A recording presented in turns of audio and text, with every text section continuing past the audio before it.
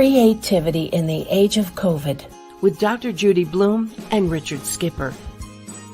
It's the only program in which therapy and entertainment come together to show everyone not only how to cope in the age of COVID, but how to be creatively productive through it all. And now, Dr. Judi Bloom and Richard Skipper. Hello, Dr. Bloom. How are you? Hi, Richard. How are you? I missed you last week. Oh, my God. I felt so alone without you by my side. Even virtually, it's not the same without you. How are you? I'm good. Thank you. Well, under our umbrella of Richard Skipper Celebrates, who or what are you celebrating today? My house closed. Yes, it closed yesterday. The money is in the bank. Money in the bank is always nice. Instead of going out, it's coming in. It's coming in. That's always good. That's good. I'm celebrating the end of, it's a little bittersweet because it's the end of my residence in California completely. I moved to, as you know, to Florida about a little over a year ago. And so this was the final tie to California, and now it's gone. Well, it's a new chapter in your life. You're as Funny Girl is about to open on Broadway. Now that Broadway is coming back and everything. And you truly are a Sadie married lady now. Well, as I am doing now, I'm starting with a random question. I haven't seen it, so I have no idea what I'm about to ask you. But the question is, if you could live in a sitcom, I love this, which one would it be and why? The Mary Tyler Moore Show, because I identified with her my whole life growing up, watching her, especially, when she became a reporter and all that later and in subsequent shows. And she was always a very self-realized woman in whatever she did, and a fantastic comedian and actress. So, well, that's a perfect segue into today's show, because all three of our guests today are self-realized women. And I want to tell you a little bit about our first guest that I'm going to bring on today. I have this calendar that I love. It's called the National Holiday Calendar. Because, I'm all about celebrating. Right. And so I do a show also on Fridays called the Wrap-Up Day, where I like to wrap up the week on a positive note. And as I was putting last week's show together, I was reading about this movement. And last Friday was actually National Unplug It Day. And there was a movement, and I was reading about this. And so I reached out and I found out that Claudia Erickson was behind this movement. And I did a little research, and I actually found her on the internet. And I reached out, and she actually responded to me. She wasn't able to do that show, but when I told her about today's show, she said yes. So before I bring her on, I've got a little video that I'm going to share from a news program from last year that gives a little background as to what they're all about. And then we'll meet Claudia on the other side, and we'll talk about the importance of what this is about. And I think it's a very important movement. And we don't want anyone to unplug in the middle of this show, but maybe a little later. So here it is, National Day of Unplugging. The pandemic made many of us dependent on technology to connect with others. KYW's Kim Glovis has more on an organization that's offering a 24-hour reprieve from the constant electronic contact.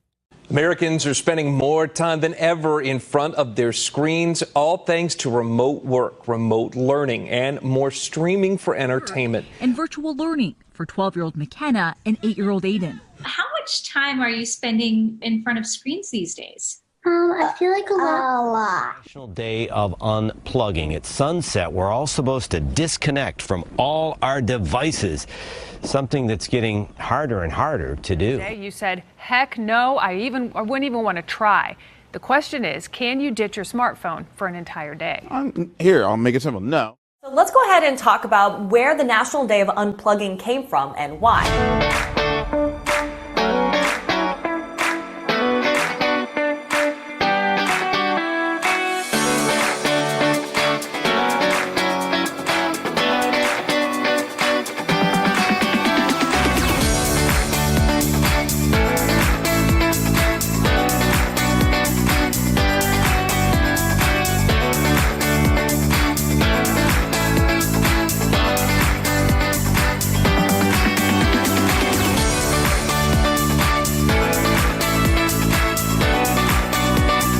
For over a decade now, the folks behind a National Day of Unplugging have been challenging us to go gadget-free for 24 hours. Think you could do it? Perhaps these tips can help make it happen.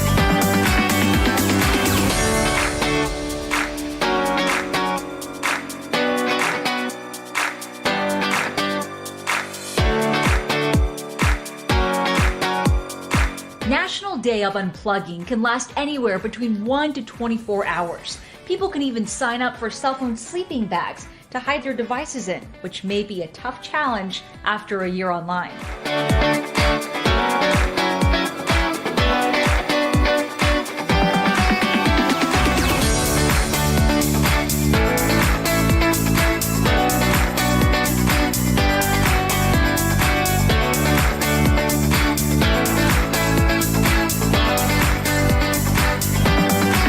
Crocheting is a way to relax, unplug, and make something out of nothing.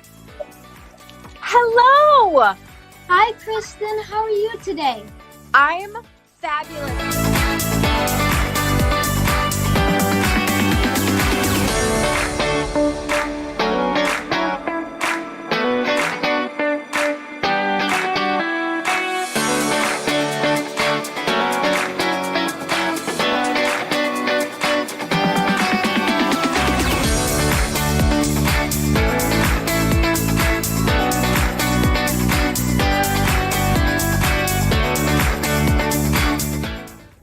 All right, I did it. I successfully gave up my smartphone for a full 24 hours and I did not cheat a bit.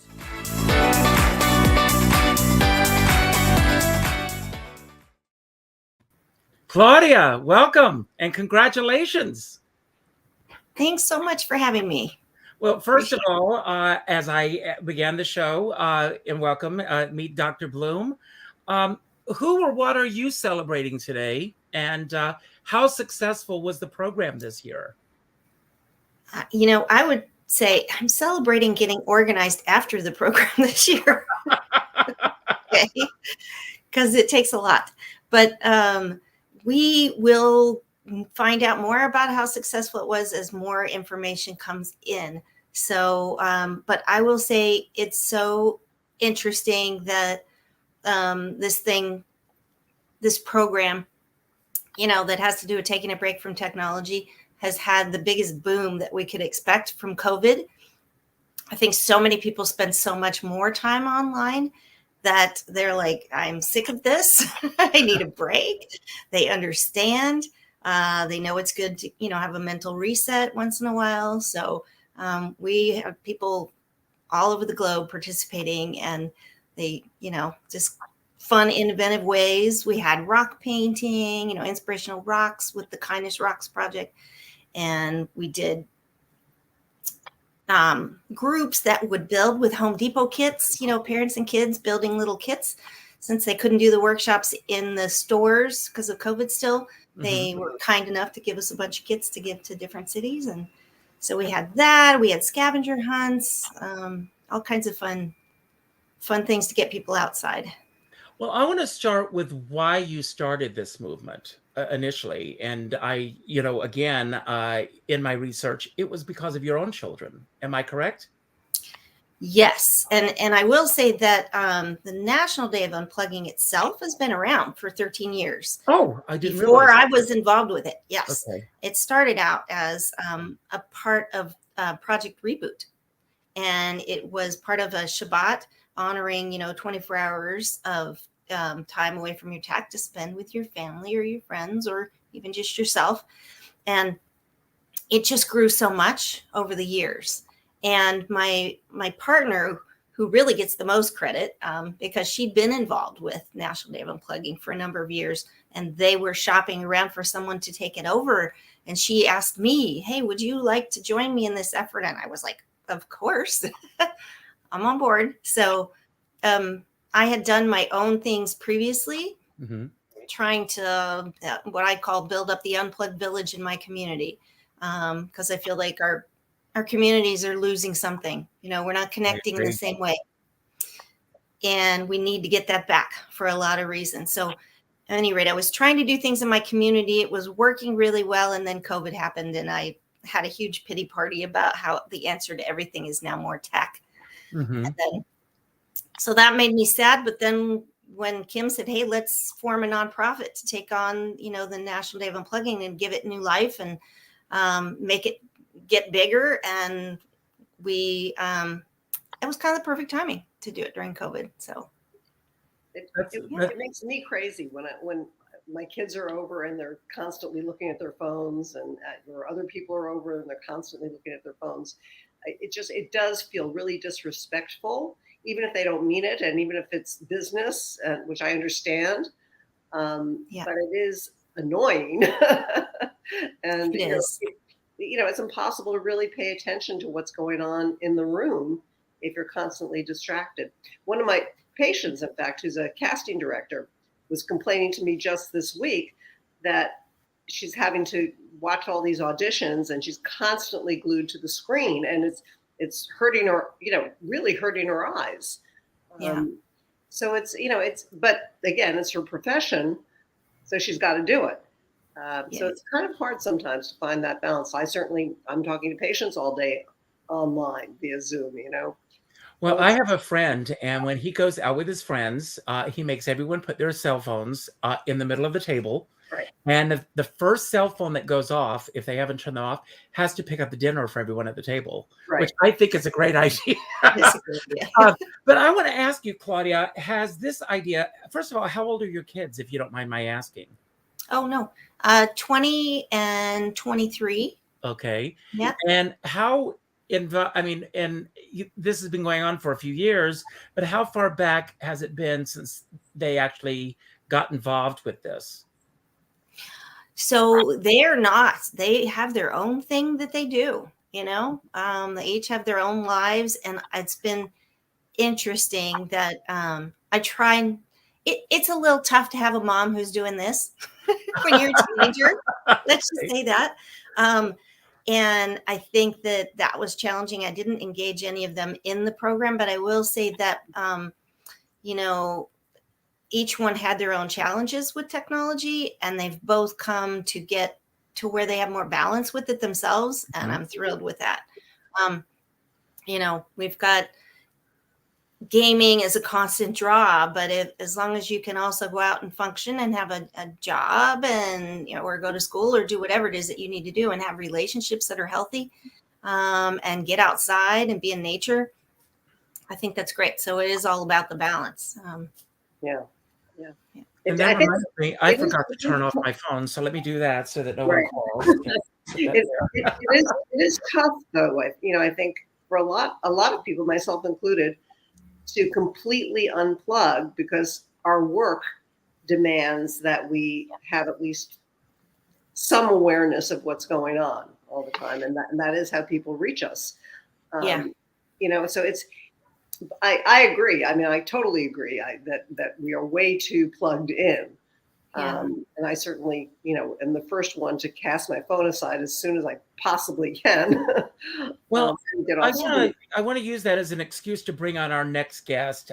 Meg Flather she is part of the Home Shopping Network. She is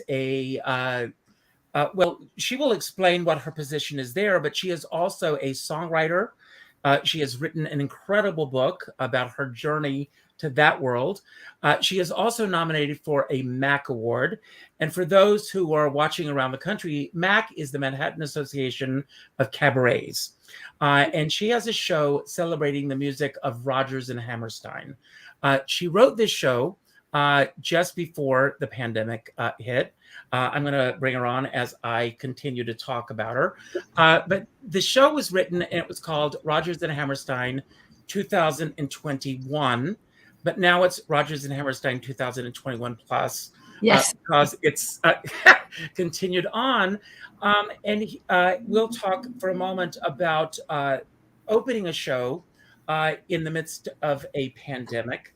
And also, I think I want to continue with this discussion with the work that she's doing, because in this profession, it is very difficult for us to do what we do, having to disconnect, because we rely so much on social media. We are in a profession now.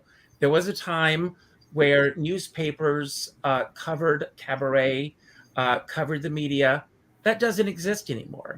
And we rely so heavily on social media to get the word out about what we do. And with that being said, Meg Flather, welcome to the show. Meet Claudia and Judi Bloom, Dr. Bloom.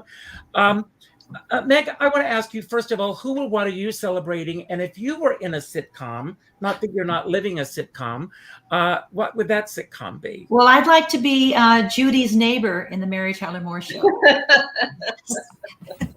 We can take turns. I'll be your Rhoda. I just rediscovered that show, and it's Great. Perfect. It's a perfect show. It's just an incredible, and it was so ahead of its time. But of course, I love Bewitched because of all the eccentric characters. I would definitely think I would be a witch and Bewitched.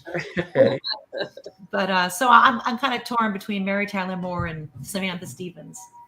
Yes. So you started working on this show, celebrating the music of Rodgers and Hammerstein. And where were you when everything started shutting down as far as the process of putting the show together? Oh, I had literally one rehearsal with my musical director, my director in person. And we were just sort of basically coming together with, okay, these will probably be the songs, because I had done the homework and the research, and now we were crafting how we were going to put it together. And I was walking home from that rehearsal on 9th Avenue, and my husband called me. It was March 9th. I think it was March 9th. It was 2 days after Broadway closed. So we have to figure out what that date was. Maybe I will tell you what day that was. It was March 12th. And the anniversary is coming up. It's Saturday. So I think it might have been, it was right before that, because I don't know why 9 is ringing a bell for me. But I was walking down 9th Avenue. My husband called. He said, okay, it's time to go inside, because he knew this was coming on New Year's Eve, because he's a very global-minded, newsy guy. And so he was very nervous about how much I was running around in Manhattan for February.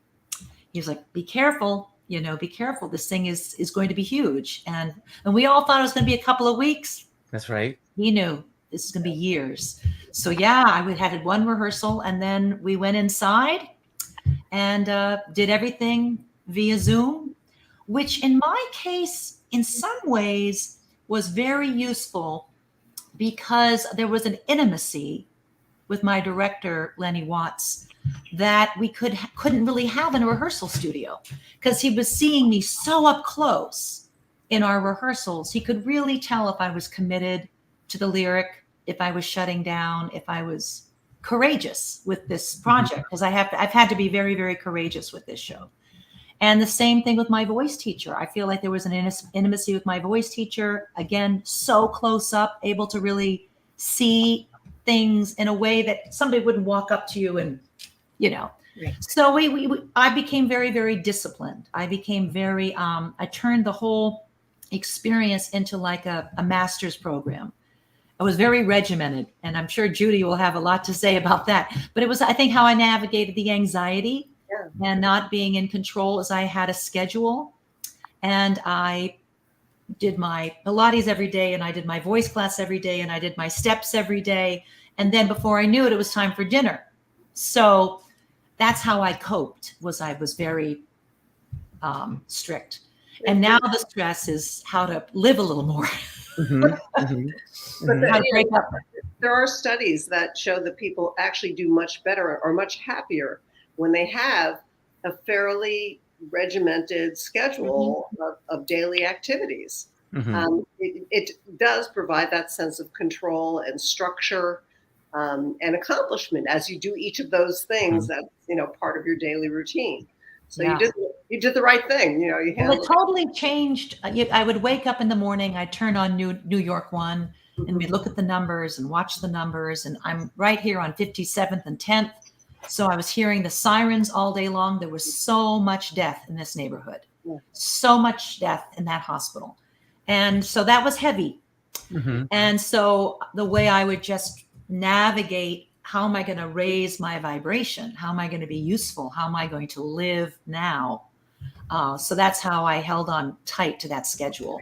And and if you don't mind my saying so, also, there was also this whole thing that was happening with directly across the street from you, a hotel that was becoming a shelter for so many people that were, they were looking for places for them to go because it was just the city was changing in terms of crisis. Yes. But that was really good for me as well. That's when you have to really walk the talk.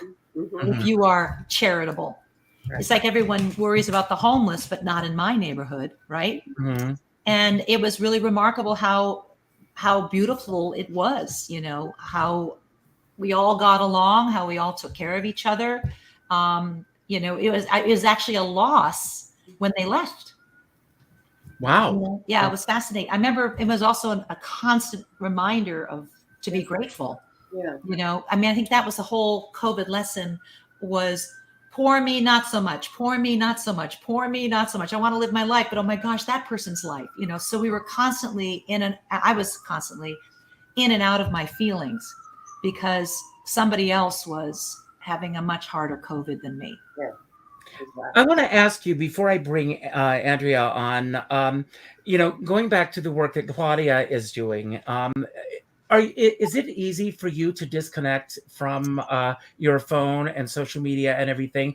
And how are you able to navigate with social media and promotion and getting the word out about your own work and the shows that you're doing? And of course, you're also doing the work that you're doing on the Home Shopping Network and the work that you're doing in Cabaret as well.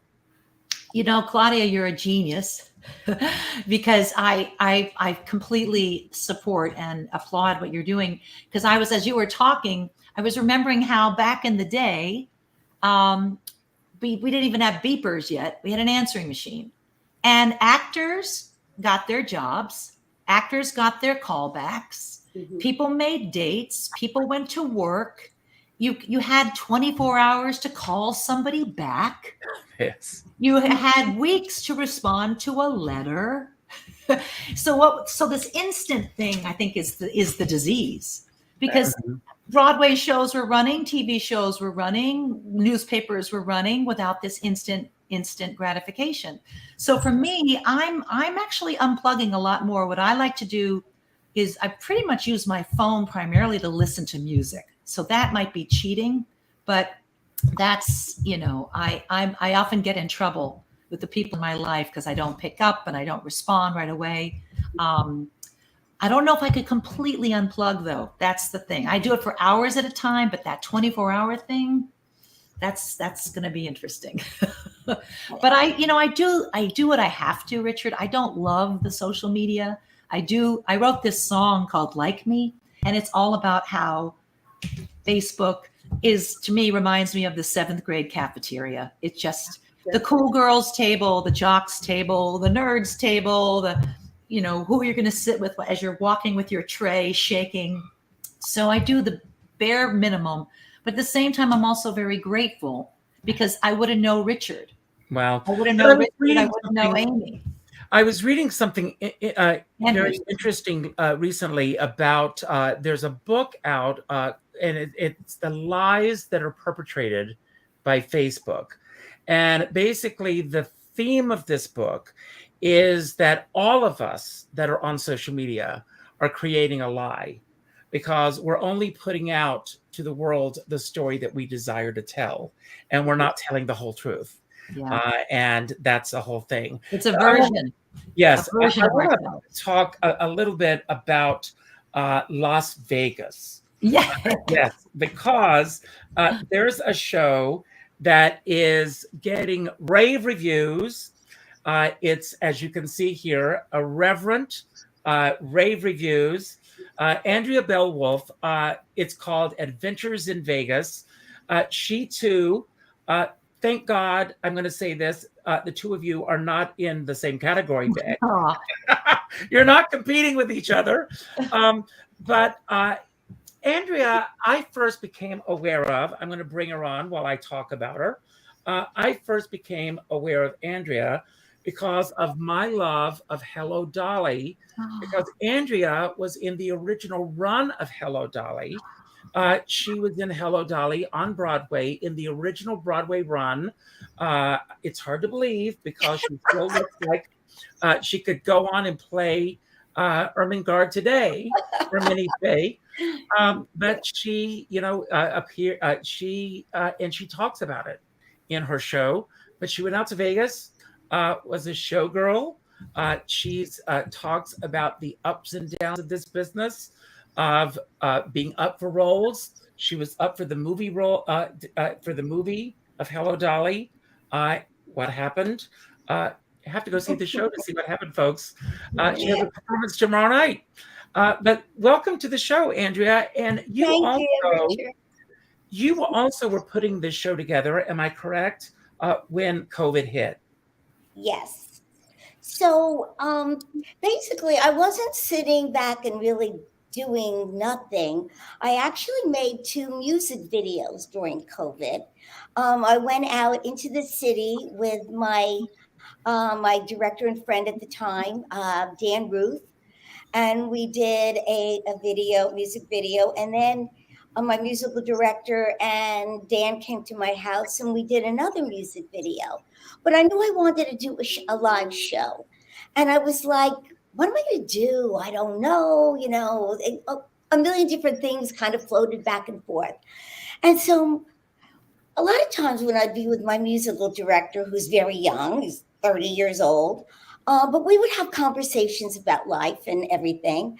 And I would talk a lot about my past because I'm a very open person and very honest about my life and who I am and what I've done.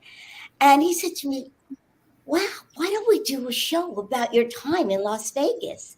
And I said, wow. I said, that's a great idea because I have my diary and all the things that happened and all the things that I did. So we started working on it, and he would come to my house in New Jersey and we would start working on music. And of course, Meg, you get music and you throw out like 75% of the songs. And then I researched a lot of songs about Las Vegas and things that kind of I felt pertained to what was going on in my life at the time. And we came up with this, and then we hired this fabulous young guy by the name of Jimmy Larkin to be our director, who was just like over the moon gifted for such a young 28-year-old person. Oh, wow. And we put together this show, and it's been so much fun. And I'm so excited. So what happens in Vegas no longer stays in Vegas. Good question. Absolutely. Because Richard asked me today for the day, the word is courage. And what is your word? And I said uninhibited. Because in my show, I'm showing it all. Well, not exactly, but close to it. But I want to ask you, 28 years old, wasn't even around when I came to New York, so I can speak freely. What perspective is he able to bring to the table as a 28-year-old from an era that he truly has no real perception of? That because the Vegas that you were a part of is a world that, again, I'll go back to you again, Claudia. We didn't have cell phones or social media or any of those things. It is all word of mouth and memories that we have to go on. Well, because I have the diary, and then I took the diary and I wrote all the stories down of everything that happened. And so from that, him and my musical director, Jude, were able to take the content of all the stories and put it in because I mean, I could write the stories, but like I'm not a writer. So I would take like 3 pages to write what they could say in one paragraph. So I gave it to them. I have pictures. So I gave them the pictures. So they gave them an idea of, what I looked like, who I was at that point. And amazingly, they put together, I mean, I'm very proud of the show. So excited. Thank you, Meg. Thank you. To finally, be in this place. And it feels good. It feels really, really good. Well, I have a question for both of you. And then I'm going to turn it over to Judy because she has some very specific questions about what we're going through currently in the world. But how has COVID shaped the current show that both of you are doing? And if you want to start, Andrea, and then Meg, you can answer. Well, it was difficult because, like, all right, we have a show, but how are we going to put it up? I mean, no one's coming. No one's going out to do anything. And things started to get a little better for a while. And that's when I booked my first shows because I thought, okay, things are getting better. People that I knew were going out. They were going to dinners. They were going to some clubs with masks on. So it was a process of little by little. So I didn't book all my shows in advance. I booked one show. And then after that, I said, okay, when would be a good time maybe to do the next show? So it was step by step by step by step. Mm-hmm. And that's how I did it. And now I have the show tomorrow night. Right. I'm hoping, going to have a nice house. People are coming out. People are going to clubs. That's good. Thank you. Meg? Well, for me, I think I'm grateful. I'm not grateful for the pandemic, but I'm grateful for this enforced time inside because it gave the show the practice that it needed and the drilling of it daily. Because I think that's the reason I chose courage for the word for me today was because it's the hardest show I've ever done. It's the scariest show I've ever done. It's the most I've asked of myself as a vocalist and as an actress and a storyteller. And I had to overcome a lot of who do I think I am singing the music of Rodgers and Hammerstein. I had too much reverence for the music. It was bigger than me and better than me. And so Lenny had to work very hard, my director, to coach me to sing it like I'd sing any of my songs. And that took a long time. Mm-hmm. So the long time inside really gave the show the attention it needed. And then I did, just like I did as a little girl, I did performances here for family and friends on Zoom. I felt like a little girl again, putting on shows in the backyard. And so I practiced it every week. I practiced being scared. Mm-hmm. Because I would be scared, even doing it for an aunt living in Massachusetts. I was still nervous. Mm-hmm. So COVID was very helpful in that way to give me rehearsals. And then just like Brilliant Andrea, I did the same thing, just booked it show by show by show. But what was ironic about it is the themes of the show are how, in a large way, how Rodgers and Hammerstein got us through World War II in a number of other things.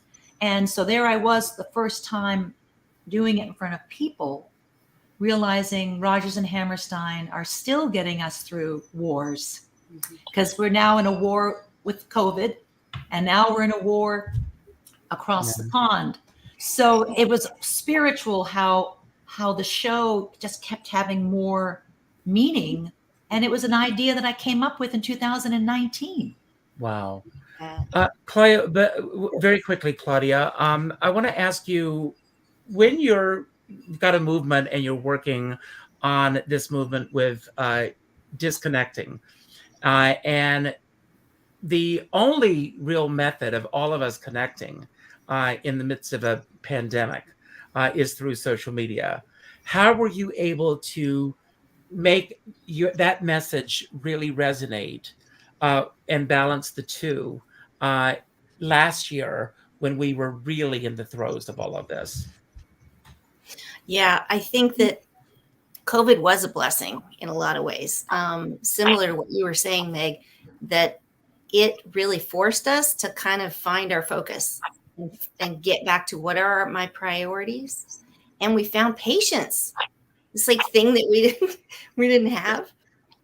You know, there's just so much in the world that is distracting for us now. We have so many more distractions than we ever had.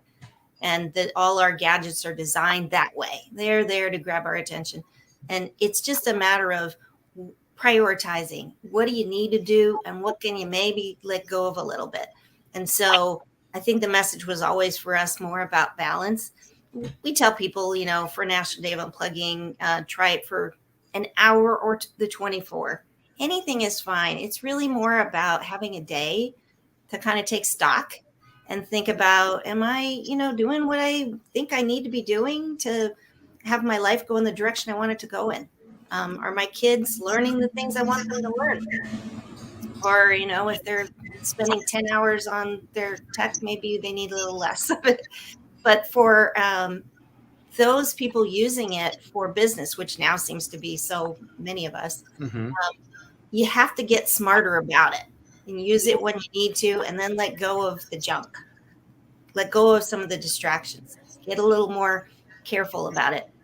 Maybe at night, you know, like I wear a watch. I don't wear a smartwatch. I don't need a thing that's going to tell me, hey, look at what time it is. No, oh, look at all the emails I missed, and look at Twitter. Right. Look at, I just wanted to say that, you know, just the other day I was cursing at technology, and I'm usually a pretty level-headed person, and I don't get angry a lot.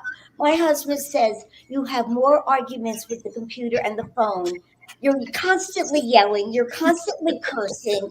I said, because it makes me freaking crazy, because it just boggles my mind, and I'm exhausted. I said, I could probably do 5 shows, but put me on the computer, on the phone for an hour. I'm like exhausted. It's exhausting. I will say this. We're not supposed to go through this much stuff every day. No, it's too much. Not at my age anyway. Sorting through all of it. And I think when's the last time you didn't talk to a friend that said they were exhausted? Like, we're all exhausted. Overstimulated. That's right. We're overstimulated. So, oh, and I wanted to tell you something that is wild. So I represent a beautiful skincare brand called Strivectin. And now we have in our newer products blue ray light protection, because the rays are aging our skin more than the sun is. Wow. Because the rays coming out of our devices are shorter and deeper into the skin. They're like penetrating close up. Bye, Richard. Isn't that fascinating? So we have to worry about our skin. We have to worry about our eyes. We have to worry about tech neck. Right. We have to worry about our mental health. There's a lot. Like technology, we need it. It's send it our way. We do this without it. We use social media to let people know about our campaign. It's an awareness campaign. There's no way around it. We can't go buy a billboard, and it wouldn't be useful even if we could. It's not how you reach people. But certainly get a little more, clear on where you want to spend your time. And now there are more tools, so you can kind of keep track of how many hours am I spending today. Maybe that's enough. Maybe I need to go, unplug, go for a walk, paint some rocks, do something creative, get your brain just thinking about something else for a little bit. It doesn't take that much to kind of have a reset. I love the idea of the balance. And I think that's the anxiety I'm feeling now as we're trying to reopen is I want to keep my COVID life a little bit. I felt like I lived in a hut. Well, there were less choices. I appreciated that. I go for a walk every morning and my phone doesn't go with me. I don't take my phone with me. Wow. No devices. And when my husband comes home at night, I shut everything down. And it is shut down. I don't check my emails when I start my day, when I come back from my walk. And I literally lead a 9 to 5 day here, and that's it. Brilliant. And it's about having personal boundaries, knowing what really works for you. I'm like you, Richard. I do start my day checking my email and whatnot because I need to for business, you know. But But I start my day with that, and then I put it aside. I read the newspaper, and then put it aside, and then go exercise. So no phone, go exercise, and I exercise for 2 hours. So that's 2 hours without a phone. That's great. And you know, and then as like you're saying, at night, after my last patient, I put everything away and I don't touch anything. The only exception for me is I will check my phone right before bed just to make sure I didn't have any patient changes for the next day. That's important. Right. But in France, they have started a movement in France that, you know, some businesses, you cannot send emails after a certain hour in some businesses. So because it's an invasion of, you know, company rules. It's just, I think it's important for all of us to be able to set those boundaries. And there was a time where I think, Meg, you said earlier, this instant gratification that we all want. But I do want to turn this over to you, Judi, to talk about what's going on in the world right now so we can address this. Yeah. You know, what I want to talk about is there's a group of prominent Ukrainian filmmakers who want to lower the Iron Cultural Curtain because they say what is being produced and shown is largely Russian propaganda. They don't deny there are great Russian cultural institutions, museums, musicians, artists, ballet performers, etc., but that they deflect from looking at the big picture and that misleads the world about who the Russians really are. And they cite the recent re-release in Russia of a film called Brother. It was made in 1997, and it justifies the annexation of Crimea. And apparently that's being shown right now all over Russia. Several independent Russian filmmakers at the current Missouri Documentary Festival, it's going on right now, it's called True False, ironically. And they've bravely stood up and denounced the invasion of Ukraine and even questioned the happy endings that they have in their own films. And by speaking out like that, they're risking 15 years in prison when they return to Russia. So, you know, the question is, should artists and performers be punished for the sins of their government? And where do we draw the line between artistic expression and propaganda? And for me, it also, you know, brings to mind the well-known German filmmaker, Leni Riefenstahl, who made films for the Nazis, right? You know, so this isn't a new question in that way, but it is something that I think is important for those of us who are involved in the arts to grapple with. So I'm interested in hearing what each of our guests today think about that, as well as what you think, Richard. Well, I think, can I be honest? I think that you already. Well, I think that you and I, we've already had this discussion because it had something to do with how we started our path together, because it came up as part, you know, without going into detail, it was very much part of a situation that I had to grapple with in terms of who I align myself with in my career. And that's a big thing. Yeah. The work that I do is, you know, lining other people's pockets with where is that money going? What are they doing in terms of who they're supporting and everything? We walk a very fine line in this business. There are people like Dolly Parton, who is one of the greatest philanthropists to walk this planet. Yeah, she puts her money where her mouth is, exactly. But she does not discuss politics because she does not want to offend any of her fan base. Right. And so she does not speak out about her politics on any level. Reba McEntire is the same way. She does not get political at all. And then there are some people who, you know, Ricky Schroeder is in a lot of hot water because he just got into a screaming match with someone in a Walmart because they were wearing a mask. And and now he's apologized publicly for this, but his political leanings were, led to him behaving in a way that he, and I'm not taking sides out loud, but he, it led him to act in a way that he regrets now. But we all walk a fine line if we want to be honest with who we are. In terms, we live in a world right now that's very polarized. In terms of how that's going to affect the people that we socialize with, the people we do business with, the people that we want to align ourselves with, and some people are very open about where they stand politically, and some people are very trepidatious about how they move forward. And we are living in a culture. We live in a cancel culture society where you can lose everything. Whoopi Goldberg tells a story, and this is going back to when Bush was in the White House.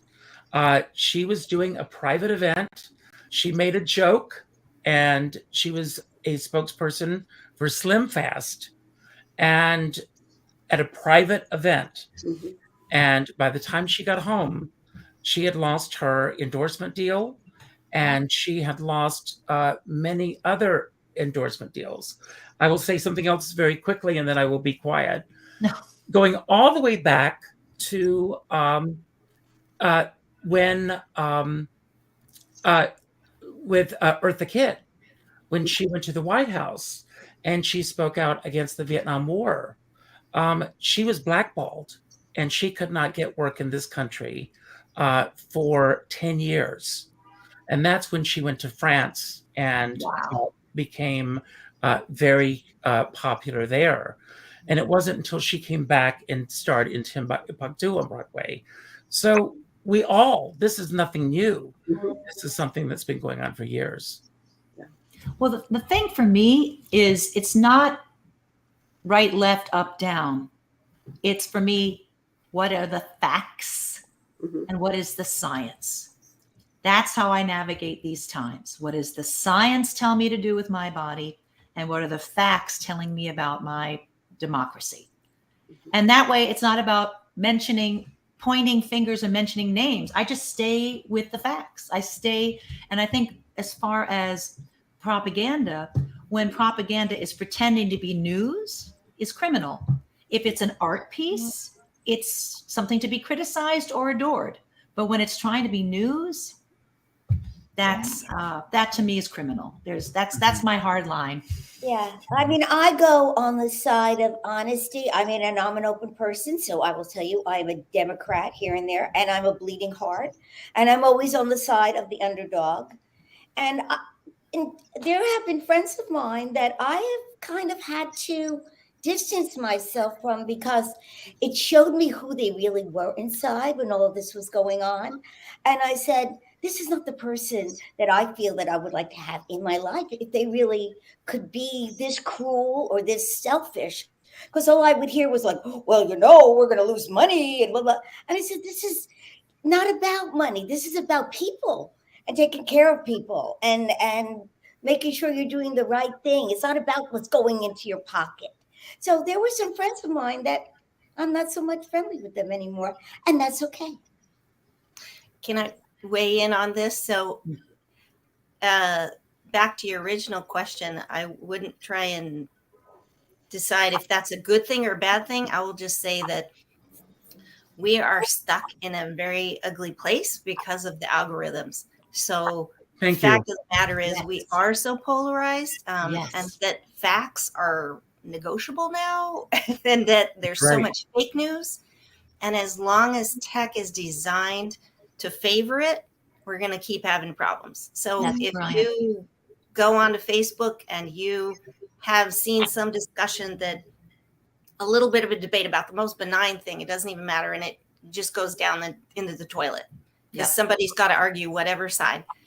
And if you look at it, and it will show you most relevant comments, It shows you the comments that are going to get you to look longer. It shows you the comments that are going to get you angrier. And what we've had is people sitting at home for 2 years on social media more, getting more riled up and getting more angry, because that's the way the algorithm wants it. So it's not surprising that we're all at war, that we're have a hard time being able to come together on things. And anybody coming out making a stance on anything right now is going to get canceled by somebody. That's true. Even if it's science and facts. Yeah. It's just so sad. It worries me. So for me, I just want people to start to understand the way it's all designed is to make money. That's it. It is designed to make money. I agree. So if we get that, we'll want to use it a little less and we'll do other things instead. But that's really at the core of why the schools are just breaking up, because they can't win one way or the other with the vaccine or the masks, whichever side. Everybody is so angry now. They can't come together and have discussions. Yeah.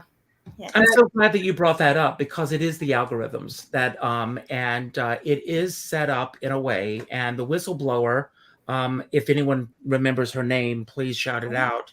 I'm glad that she spoke out about this, because studies are showing that those are the things that are rising to the top in terms of social media.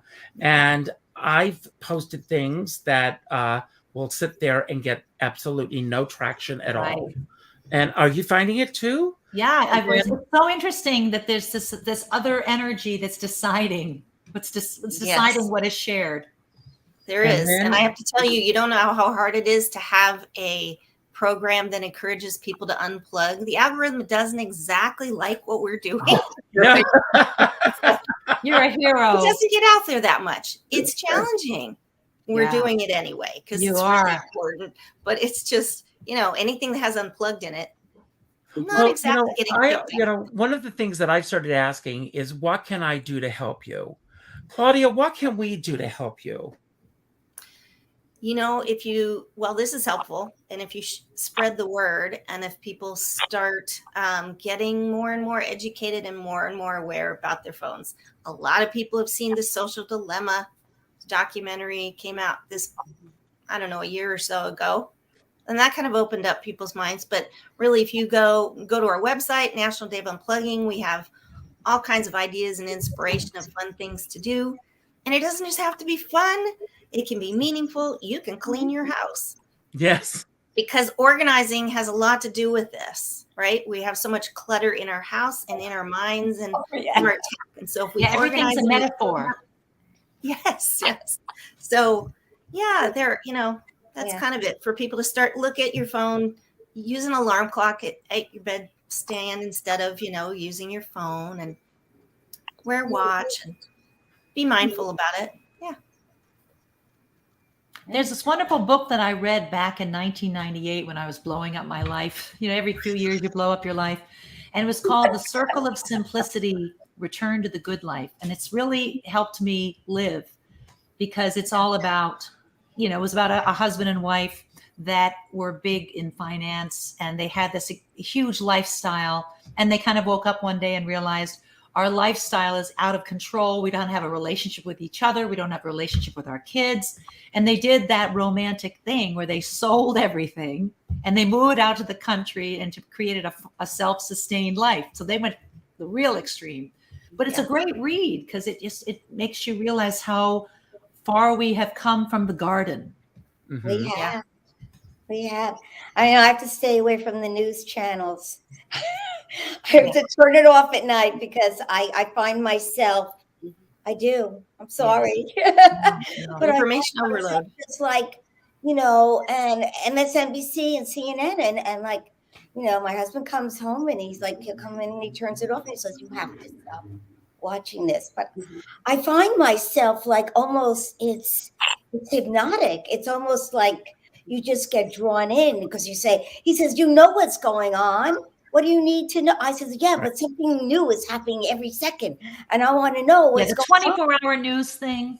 Yeah, I know. Oh, no. We don't need that. Well, not a good thing. It's not a good thing. And I know it's not a good thing. No. before we run out of time, I want to ask each of you, I did say that the word that I wanted everyone to focus on today is courage. And I want to go around with each of you. And I want to ask, we're all facing courage right now. We're living in an angry world, let's face it, where people are angry about whether you're wearing a mask or not, whether you're doing this or not.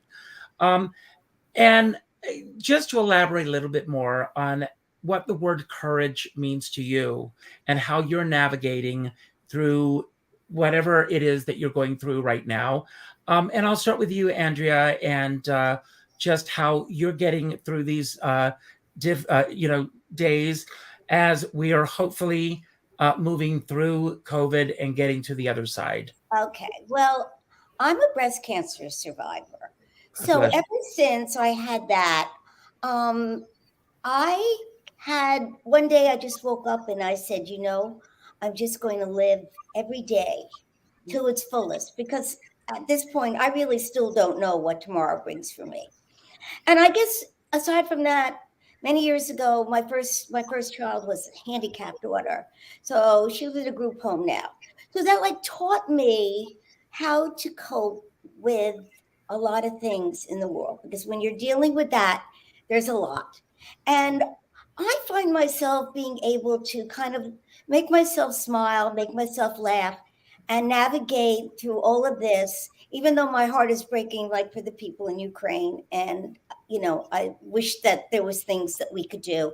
But that is my courage of just waking up every day, getting through my day, smiling, being there for my children, for my grandchildren, my husband, and just surviving. So that's it for me. Thank you. Meg? Oh, I have following that. There's more. Don't stop. Well, courage to me is, if it isn't scary, right? If it isn't scary and something isn't asked of you, you're not growing. And that is my goal. I want you all, when you come to my memorial service at Don't Tell Mama, you'll say, the thing about Meg Flather, she was always working on herself. So I feel like courage is that necessary ingredient to work on yourself, to be uncomfortable intentionally and to keep going. So whether it's creatively, whether it's marching to your own drum, whether it's wearing your mask when no one else is wearing their mask, whatever your version of being uncomfortable to do good, is the only way now, is the only way. And I think actually, and we have to practice it, because I think if we practice intentionally being uncomfortable, we get more used to it. Mm-hmm. Like I think about the ice skaters. I study how do these Olympians, the ones that get on the ice and immediately do their job, and then the ones that get thrown. What is it about the athlete that doesn't get thrown? Wow. Courage. Yes. That they practiced and practiced and practiced and practiced and practiced.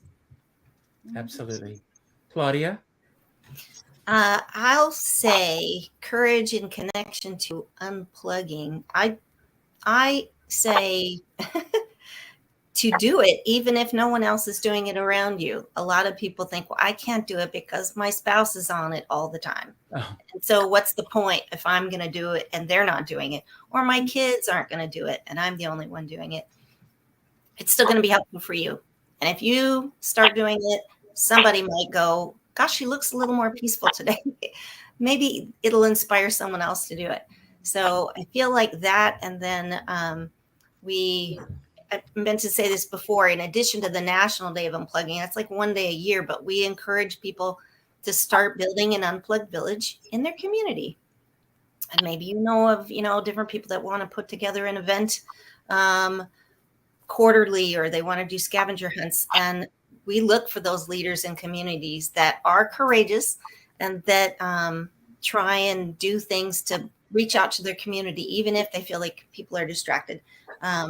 Try and come up with alternative ways to show that there are some other things you can do and take a break. And so we're always looking for other communities that want to come on board and join us. That's great.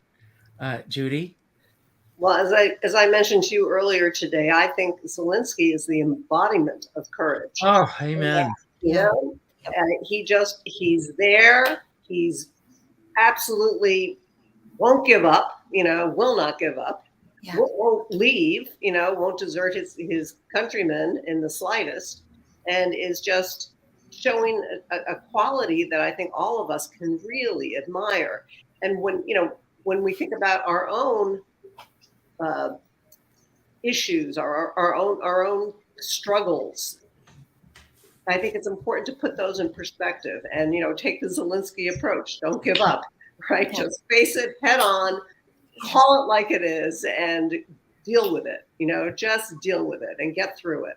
And and be ruthlessly honest about what you're experiencing and what is happening around you. And I think that's the embodiment of courage. Yeah. So Judy, there's a book there for you, the Zelensky approach. So there it is. So I want to. Can I say something really quick? Yes. I just want to say too, there's somebody using social media for good. Yes. Talk about effective. Holy schmoly. This, yeah. What he's doing and reaching all of us. We've Right. never seen that before in work. This is unique. Absolutely. I want to thank everybody for tuning in. Don't go anywhere for a moment, everyone, because you're going to get a chance to have your final word today. That wasn't it. You're going to still have a chance to say your final word. I want to thank everyone for tuning in. I've started doing this thing where I pick a word each day to be my word that I focus on. And that's why I picked the word courage today. And I think about this word and it becomes a mantra for me as I go through the day. And I think about it as I interact with everyone and as I go through my day. And it gives me a focus in terms of how I interact with each other and the way that I go about each other. I want to thank each of you who showed up today. I know that I can speak for every person on this panel. When you show up, we don't take it lightly. It means a lot to each of us. So thank you for showing up. If this was your first time here, I hope it will not be your last. Judy and I will be back in 2 weeks. So come back. And our goal is to lift up, take these lessons and take them out. Go and see Andrea and Meg. And if you're a member of MAC, you can vote for them. If you're not a member of MAC, join so you can vote for them the next time. It's too late this time, but you can vote for them the next time. And get on board with Claudia and the work that she's doing. I think it's brilliant. And Claudia, it meant a lot to me. I'm so glad that you did not disconnect me. And then you did follow up. When I wrote to her, she didn't know who I was. She responded to me, and that meant a lot to me. So thank you for responding and for jumping on board. I do end every show by asking everyone to go out and do something nice for somebody else without expecting anything in return. This is one moment where I do ask you to utilize social media. Go to your Facebook friends list and go to the first name that pops up and reach out with a phone call, not an email message, not a text message, not a private inbox message, a phone call, and let that person know what they mean to you. As my dear friend Sean Moniger always says, we're all in this together, but we're not in the same boat. And I always say, if you're going to go out in a boat, make sure you bring a skipper along. So I'm going to leave the screen and I'm going to give each of you a chance to have your final word. I'll start with you, Andrea, and then you, Meg, and then you, Claudia, and Judy, you will have the final word. Anything you want to say about anything that we talked about today that you want to build upon, anything that we didn't talk about that you wish we had, or just whatever your final message is to everyone who's watching. Thank you for being here, and everyone, make it a better tomorrow. Thank you and have a good night. Goodbye. Andrea, it's yours. Oh, okay. So I guess I just want to say that I'm glad we talked about Ukraine because it's on my mind a lot. And I think about it. And I come from my husband's family. They were Holocaust survivors. And this reminds me a little bit of what went on back then. And it's very frightening. So I think that we all, in my opinion, we need to do everything that we can possibly do to help these people. And of course, we don't want to be in a nuclear war, but we have to make sure that this doesn't go any further because people forget, and you have to remember of what happened in the past, and it could happen again. Absolutely. Thank you, Andrea. Yeah, my father used to say whenever I thought the world was falling apart, I'd call him, and he was a big newsy guy and I was a big newsy gal. And he would say, to understand the present, you have to look at the past. He would say in his thick Boston accent, look to your history books, Margaret, look to your history to understand the present, to have faith in the future. And I guess that's exactly what Andrea was saying. And the word I would like to end with, though, is gratitude, because I love knowing there are people like you out there. And as we're navigating this re-entry into society again after COVID, or whatever this new kind of COVID life is, I know that I'm a little more shy. I'm a little more hesitant to get together with people. I'm really good at being by myself because of COVID. And so you help calm that. You help remedy that. So I want to thank you, because you're two women that I've never met. And so I was nervous, and it was lovely to spend time with you. So thank you for making me feel safe in this afternoon. And thanks for being with us, Meg. Thank you. Claudia. I'm going to say that a lot of things have changed over the years, but we are still, we only have 24 hours every single day. That never, ever changes. And so we just need to get really good and clear about what are we going to spend our time on each day, and what's important, and are we learning the things we should be learning in our kids, and where are we putting our effort and our attention. And with that leads me to that final word, which is mindful. So just be mindful about it. You got to use the technology, but just kind of think about it and be selective. Make the best use of your 24 hours every day, so we're a little less exhausted and a little more there for the people that are important in our lives. Thank you, Claudia.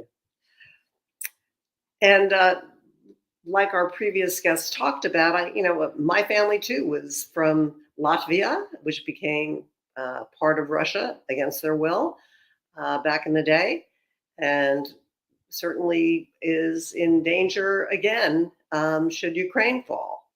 So I can relate in a very personal way to what's going on in the Ukraine. It's horrific. And it's up to all of us to have the courage that Zelensky shows, to have the courage to stand up, to have the courage to do what it takes to make sure a world war doesn't break out again, and that certainly the Ukrainian people are recognized as the democracy that they are and are allowed to be safe in their own homeland. So do what you can. Give to causes that you support, and even with the rising price of gas at the pump, understand, well, maybe that's part of the sacrifice that we make to help support the Ukrainians. So sacrifice and gratitude. We'll see you in 2 weeks.